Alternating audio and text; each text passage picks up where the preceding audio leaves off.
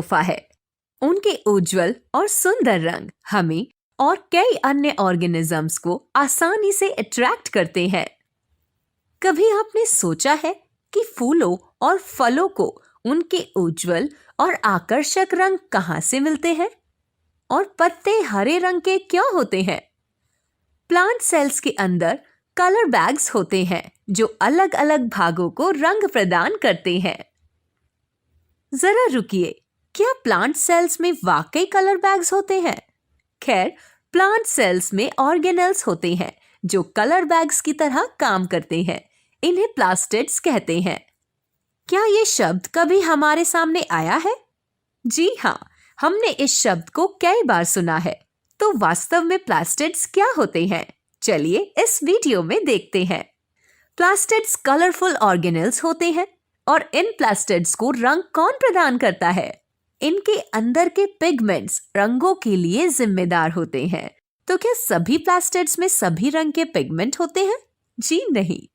Plastids को उनमें होने वाले रंगीन पिगमेंट्स के आधार पर क्लासिफाई किया जाता है। 3 प्रमुख कैटेगरी हैं: क्लोरोप्लास्ट, क्रोमोप्लास्ट और ल्यूकोप्लास्ट। क्लोरोप्लास्ट पत्तियों में पाए जाने वाला मुख्य प्लास्टिड है। तो क्या ये वही है जो पत्तियों को हरा रंग देता है? एकदम सही। क्लोरोप्लास्ट भी एक डबल मेम्ब्रेन स्ट्रक्चर है। बाहरी मेम्ब्रेन एक रक्षक की तरह होती है, जबकि अंदर की मेम्ब्रेन अपने अंदर स्पंज की तरह मैट्रिक्स को बंद रखती है। इस मैट्रिक्स को स्ट्रोमा कहते हैं, जो कई चीजों को पनाह देती है। क्लोरोप्लास्ट का सबसे महत्वपूर्ण हिस्सा उसके खुद का डीएनए और राइबोसोम्स होते हैं। यही कारण है कि ये सेल के अंदर दूसरे ऑर्गेनेल्स पर निर्भर ना होते हुए खुद को रेप्लिकेट कर सकता है। और ये स्टैक जैसे स्ट्रक्चर्स क्या हैं? इन्हें ग्रैना या सिंगुलर ग्रैनम कहते हैं। और ये स्टैक किससे बने होते हैं? ये कई डिस्क से बने होते हैं, जिन्हें थैलाकॉइड्स कहते हैं। हर एक थैलाकॉइड में कलर पिगमेंट्स होते हैं। ये और कुछ नहीं बल्कि क्लोरोफिल पिगमेंट्स हैं, जो हम जानते हैं कि फोटोसिंथेसिस के लिए जरूरी होते हैं। तो ये अलग अलग क्लोरोफिल पिगमेंट्स की मौजूदगी के कारण क्लोरोप्लास्ट हरे रंग में दिखता है और ये पत्तियों को भी हरा रंग देते हैं। तो ये क्लोरोप्लास्ट के बारे में था। अगले 2 प्रकारों के बारे में क्या? खैर, क्रोमोप्लास्ट्स हेट्रोजीनियस ऑर्गेनेल्स होते हैं। इसका मतलब है कि ये हर सेल में एक जैसे नहीं होते हैं।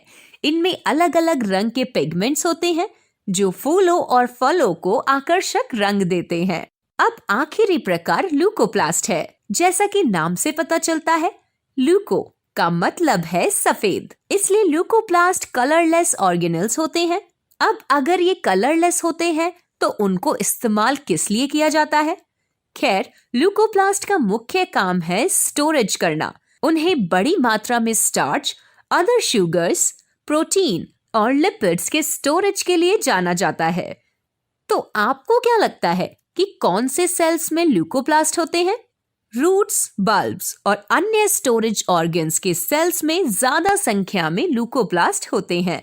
ये अलग अलग प्रकार के प्लास्टिड्स के बारे में था। प्लास्टिड्स ऑर्गेनेल्स हैं जो सिर्फ प्लांट सेल्स में पाए जाते हैं। वो एनिमल सेल्स का हिस्सा नहीं होते हैं। क्या आप जानते